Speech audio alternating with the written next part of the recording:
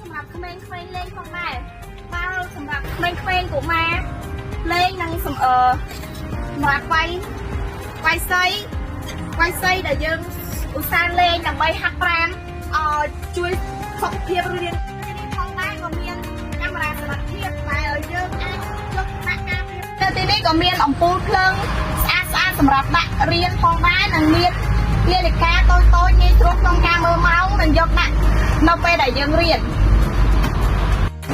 អញ្ចឹងយើងមកមើលកន្លែងនេះគឺជាតំបន់សម្ភារៈយើងមានសម្ភារៈច្រើនដែលយើងបានមកក្នុងថ្ងៃជាកណ្ដាលជូតមាត់ដែលយើងប្រើប្រាស់វាជាប្រចាំ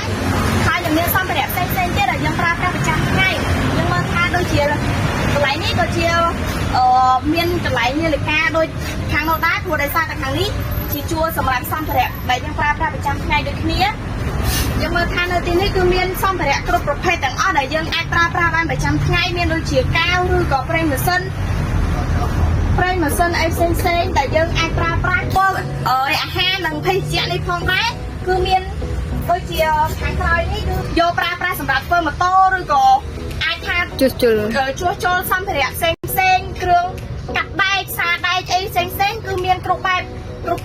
គ្រប់យ៉ាងទាំងអស់ដែលនាំមកពីចិនផ្ទាល់អញ្ចឹងធានាសុវត្ថិភាពដល់ពួកយើងអ្នកប្រើប្រាស់បានរយៈពេលយូរមិនងាយខូចខាតមិនងាយបាក់បែកអំពូលនិងសម្ភារៈផ្សេងដូចព្រីភ្លើងអីគ្រប់ប្រភេទដែលយើងត្រូវការប្រើប្រាស់ជាប្រចាំសម្រាប់បំភ្លឺផ្ទះឬក៏សម្រាប់ពេលដែលម៉ូតូយើងខូចអីគឺមានគ្រប់បែបយ៉ាងទាំងអស់សម្ភារៈនៅទីនេះយើងមើលតាមជាក់ស្ដែង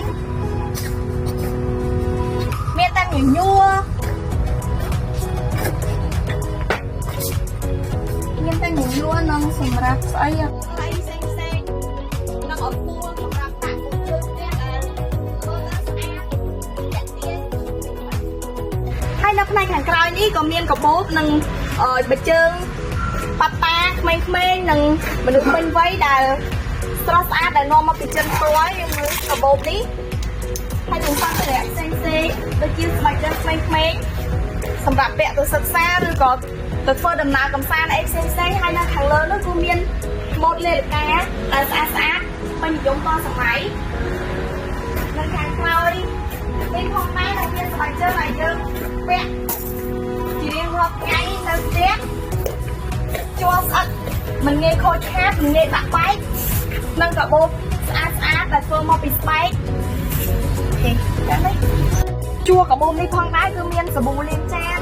និងបីសាកថ្មទូរស័ព្ទអីផ្សេងទឹកក្រអូបឆ្នាំដុសច្រាសដុសធ្មេញសម្ភារៈដែលយើងត្រូវប្រើប្រាស់ប្រចាំថ្ងៃនិងមានសាប៊ូកក់សក់និងហ្វូមសាប៊ូកក់សក់គ្រឿងក្រអូបជាច្រើនប្រភេទដែលយើងត្រូវការជាប់ទូស្បែកជើងនិងកាបូបនេះផងដែរគឺមានចានឆ្នាំងឬក៏ឆ្នាំងផ្ទះដែលយើងប្រើប្រាស់ប្រចាំថ្ងៃនិងមានបបទឹកស្អាតដែលយើងដាក់ទឹកបានរយៈពេលយូររក្សាកម្ដៅបានយូរនិងមានតែចិនតែឈ្ងុយតាមដាំបាយអគ្គិសនីជាច្រើនប្រភេទ